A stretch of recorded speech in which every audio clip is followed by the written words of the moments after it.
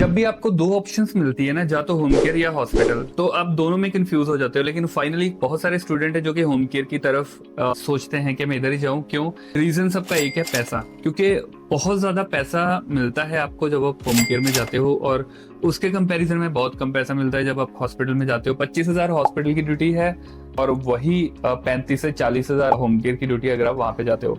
किन स्टाफ को जाना चाहिए, किन स्टाफ को नहीं जाना चाहिए, ये तो बहुत अलग अलग चीजें होगी। मैं जस्ट आपको थोड़ा सा होम केयर के बेनिफिट्स बताऊंगा और ड्रॉबैक क्या है वहां पे काम करने के, क्यों नहीं करना चाहिए, क्यों करना चाहिए, और सैलरी कितनी है, और सबसे इंपॉर्टेंट चीज है कैसे करना है। बहुत सारे स्टूडेंट होम केयर में जाना चाहते हैं, उनको बेनिफिट ड्रॉबैक सब चीजें पता है, स्टिल वो जाना चाहते हैं, लेकिन बात यहाँ पे अटक जाती है कि कैसे कैसे हम जाए, कैसे हम अप्रोच करें, किसको हम अप्रोच करें, कैसे हमें हम पेशेंट मिले। आज की वीडियो में ये सब चीजें क्लियर होने वाली है। आगे आने वाले 10 मिनट आप मुझे दो, 10 मिनट में सारी चीजें मैं क्लियर कर दूंगा। तो चलिए स्टार्ट करते हैं सबसे पहले होम केयर के बारे में। किसको ज्वाइन करना चाहिए, किसको नहीं ज्वाइन करना चाहिए, ये आप अपने से देखना। मैं जस्ट आपको 3 चीजें बता रहा हूँ जो आपको हमेशा दिमाग में रखनी है होम केयर ज्वाइन करने से पहले। देखो, पहली चीज ये, फ्रेशर अगर आप हो तो कभी ना करो मेरे हिसाब से, क्योंकि आपको कुछ आता नहीं है। और अगर आप फ्रेशर गए हो तो आपका जो लेवल था वही लेवल रहेगा सारी जिंदगी। सारी जिंदगी तो खैर नहीं, वही लेवल रहेगा आगे 1-2 साल में, जितना टाइम आप होम केयर में काम करे हो। दूसरी चीज है, एक्सपीरियंस कुछ नहीं मिलेगा आपको, कोई एक्सपीरियंस लेटर नहीं देंगे वो, और उसका एक्सपीरियंस कहीं भी काउंटेबल नहीं होता, आप कहीं भी चले जाओ। तो तीसरी जो चीज है होम केयर में बहुत मैटर करती है, वो है always make a connections and always earn high money. तो देखो, इसका जो सीधा सीधा मतलब है, हमेशा कोशिश करो कि अपना खुद से पेशेंट आपको मिल जाए। कनेक्शंस अलग अलग जगह पे बना के रखो, हॉस्पिटल में स्टाफ से, और इधर उधर कनेक्शंस बना के रखो। आपको कोई डायरेक्ट पेशेंट दे देगा तो उसमें आपको किसी को कट नहीं देना है, आपको पूरे पैसे खुद लेने हैं, है ना। और साथ में अच्छा पैसा भी कमाओ। तो ये 3 चीजें हमेशा आपको दिमाग में रखनी है, ठीक है। उसके बाद बेनिफिट्स की बात करें, सैलरी ऑब्वियसली फर्स्ट बेनिफिट है, जैसे हमने बात करी।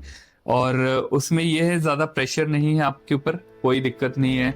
एक ही पेशेंट आपको लेना है, एक ही पेशेंट के साथ काम करना है आपको, ज्यादा कोई हेडेक वाला काम नहीं है। कोई आके चेक कर रहा है, कोई कुछ कर रहा है, कोई कुछ कर रहा है, आप अपना काम करो बस, वही इसमें मेन मैटर करता है ना। और इजी जॉब मिल जाती है आपको। बहुत ही पेशेंट आजकल, दिल्ली तो ऐसा है कि दिल्ली में आधे से ज्यादा पेशेंट आजकल जो बुढ़े हो रहे हैं और बीमार हो रहे हैं, और सबको होम केयर के लिए स्टाफ चाहिए होता है। और कोई एक्सपेंस नहीं है, पेशेंट के घर पे रहो, खाओ पियो, सब कुछ वहां पे, आपका कोई खर्चा नहीं है। आपके मोबाइल का खर्चा, आपके पर्सनल खर्चे हैं जो भी आप करना चाहते हो, अदरवाइज वहां पे और कोई नहीं है। ना आपको जाने आने का खर्चा है, ना आपको रहना खाने पीने का खर्चा है ना, ये सारी चीजें आपको फ्री में मिल जाती है। ड्रॉबैक की बात करें तो हमेशा बहुत जरूरी है ये चीज भी, क्योंकि बेनिफिट ही देखो ड्रॉबैक ना देखो, तो ये भी एक मैं सही तरीका नहीं है कि आप बस ऐसे ही चले गए, उसके बाद कल को आपको पता लग रहा है अरे यार ये भी दिक्कत थी, मुझे तो पता ही नहीं था, है ना। तो ड्रॉबैक की बात करें, एक्सपीरियंस नहीं मिलता है, अब्रॉड नहीं जा सकते हो इस एक्सपीरियंस के बेसिस पे, और नॉलेज आपकी हमेशा कम ही रहेगी, बढ़ेगी नहीं। क्यों नहीं बढ़ेगी? क्योंकि आपने हॉस्पिटल में काम ही नहीं करा, आपने डिफरेंट पेशेंट का एक्सपोजर ही लिया, आपने वो पेशेंट का एक्सपोजर लिया जो बिल्कुल स्टेबल थे, जो घर चले गए हैं, है ना। अगर पेशेंट ठीक होता है तो वही पेशेंट घर पे जाता है, अगर पेशेंट सिक होता है तो घर पे क्यों जाएगा। और उसके बाद सैलरी की अगर बात करें, मैं जीडीए नर्स दोनों का कंपैरिजन कर रहा हूँ। अगर आप जनरल ड्यूटी असिस्टेंट हो, जीडीए हो, तो भी आप अपनी सैलरी देख सकते हो, नर्स की भी देख सकते हो। देखो, ये मैं मिनिमम आपको सैलरी बता रहा हूँ, मैक्सिमम कितनी भी हो सकती है। अलग अलग कंपनीज आपको अलग अलग पैसे देते हैं, डायरेक्ट पेशेंट आपको अलग पैसे देगा, ठीक है। तो जीडीए की अगर बात करें तो 700 से 1000 रुपए 12 घंटे की शिफ्ट के, और नर्स के 1000 से 1200 रुपए 12 घंटे की शिफ्ट के। अभी सीधा सीधा अगर 12 घंटे के पैसे लगाओ, मैं ये पर आवर के आपको बता रहा हूँ, 1000 से 1200 पर आवर के, तो मैं ये पर डे के आपको बता रहा हूँ 1000 से 1200 पर डे के। महीने का लगाओगे तो 30 से 36,000 रुपए बन जाते हैं। तो वही अगर 24 घंटे की बात करी जाए तो जीडीए की 1000 से 1200 रुपए है 24 घंटे में, और वही नर्स का जो है 1400 से 2000 रुपए पर डे है। 2000 से कई बार मैंने देखा है 2200-2300 रुपए तक भी जाता है, 2200-2300 तक भी जाता है, लेकिन अलग अलग कंपनीज या अलग अलग पेशेंट्स के अकॉर्डिंग ही होता है वो। तो अगर आप 50 से ऊपर जाते हो तो मोस्ट लाइकली आपको सिक वाला पेशेंट मिलता है, जो थोड़ा सिक होता है, लॉन्ग स्टे होता है ना, ऐसा पेशेंट, या फिर जिनको रेगुलर बाइपेडियाट्रिक होती है, तो रेगुलर सक्शनिंग और रेगुलर मॉनिटरिंग, है ना, और वेंटी की जरूरत पड़ रही है। तो ये सारे जो पेशेंट होते हैं, सिक वाले पेशेंट होते हैं, और 50 से ऊपर आपको पैसे देते हैं, 70, 80, 90 तक भी देते हैं। और जो कंपनीज होती है वो कई बार 1 लाख से भी ज्यादा चार्ज करती है, और आपको 70 तक भी दे देती है, 60 तक भी दे देती है ना। तो वो कंपनीज के ऊपर है। तो ये तो हो गया बेनिफिट, ड्रॉबैक, सैलरीज के बारे में, और किनको ज्वाइन करना चाहिए, किनको नहीं, और क्या क्या चीजें दिमाग में रखनी है जब भी आप ज्वाइन करते हो वो। अभी हम बात करते हैं कि आप करना तो चाहते हो ओवरऑल, मतलब सैलरी के अकॉर्डिंग सारी चीजें ठीक ठाक है, तो मैं करना चाहता हूँ, लेकिन कैसे करूँ? जिनके बारे में मुझे थोड़ा सा आइडिया है कंपनीज के बारे में, जो अच्छे जिनके पास पेशेंट्स आते हैं, जो पेशेंट आपको दिलवा सकते हैं, मैं कुछ कंपनीज के नाम मेरे दिमाग में आ रहे हैं, मैं वो आपको बताता हूँ। जो मेन है उनके बारे में आपको बताता हूँ, उनमें ज्वाइनिंग का प्रोसेस आपको बताता हूँ। देखो, एक मैक्स हेल्थ केयर है, वो भी अभी काफी अच्छा चल रहा है, उनके पास बहुत सारे पेशेंट आते हैं, उनके तो अपने हॉस्पिटल से ही वो पेशेंट बहुत मिल जाते हैं। जो दूसरा है वो है अपोलो हेल्थ केयर, वहां पे भी आप जा सकते हो। अंतारा हेल्थ केयर भी है, वहां पे भी आप जा सकते हो, है ना।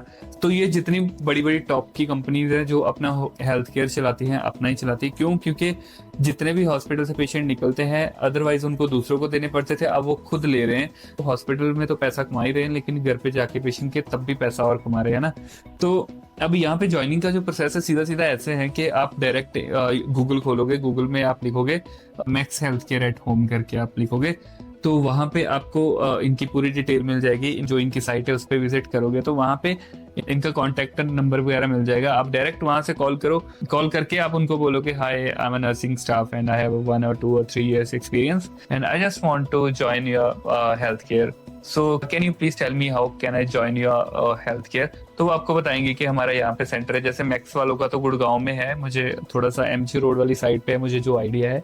तो वहां पे जाके आपको डायरेक्ट वहां पे विजिट करना है, उनके डॉक्यूमेंट्स देने, सारी चीजें करनी है। आपको 2 तरीकों से हायर करते हैं, या तो एक सैलरी बेसिस पे या फिर एक इस बेसिस पे कि जब उनके पास पेशेंट है आपको बुलाएंगे तो उतने दिन के ही आपको पैसे देंगे जितने दिन आप काम करोगे।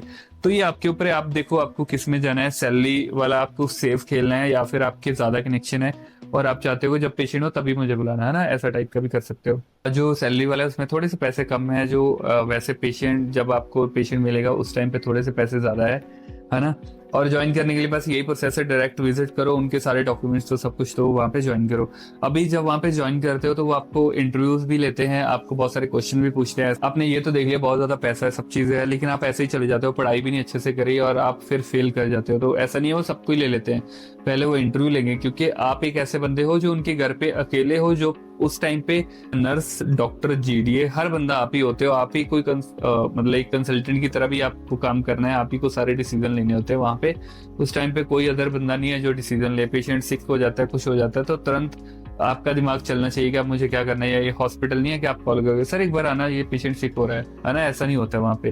तो इंटरव्यू उनकी थोड़ी सी टफ भी होती है, थोड़े सिचुएशन बेस्ड क्वेश्चन भी होते हैं इनके, मुझे पता है जो भी आते हैं, मैंने वो सारे अपने कोर्स में ऐड कर रखे हैं, क्योंकि बहुत सारे हेल्थ केयर में मैंने इंटरव्यूज दे रखी है, सब कर रखा है। तो मतलब मेरा तो यही काम है, मैं ये सब करता रहता हूँ अपने लिए, आपके लिए, सबके लिए मैं करता रहता हूँ। आपको कोर्स ज्वाइन करना है तो कोर्स की डिटेल नीचे व्हाट्सएप के ऊपर हाई लिख के भेजो कि मुझे कोर्स ज्वाइन करना है। ये 2 मैसेज आपके मुझे चाहिए, सारी डिटेल मैं आपको वहीं पे दे दूंगा। उसके बाद जितने पैसे हैं उसी के अकॉर्डिंग आप देख सकते हो आपको कौन सा करना है, लेकिन बहुत ही कम प्राइसेस मैंने रखे हुए हैं। अगर आपको करना है होम केयर के लिए कि मुझे होम केयर करना है, होम केयर की इंटरव्यू मेरी क्लियर करवा दो, आपकी फर्स्ट इंटरव्यू क्लियर करवा दूंगा। फर्स्ट इंटरव्यू क्लियर करते ही सीधा 40,000 की जॉब आप आराम से ले सकते हो, कोई दिक्कत वाली बात नहीं। आप मुझे बताओ आपको कौन से हेल्थ केयर में जाना है, मैं आपको बताऊंगा कैसे आपको ज्वाइन करना है, कैसे करना है और इंटरव्यू कैसे क्लियर करनी वो भी। तो बाकी कोर्स ज्वाइन करने के लिए व्हाट्सएप पे मुझे डायरेक्ट मैसेज करो। अदरवाइज कुछ भी और पूछना है होम केयर के बारे में तो नीचे कमेंट सेक्शन में आप कमेंट कर सकते हो। कौन से टॉपिक पे वो वीडियो चाहिए आप मुझे वो भी सजेस्ट कर सकते हो, मैं रेगुलर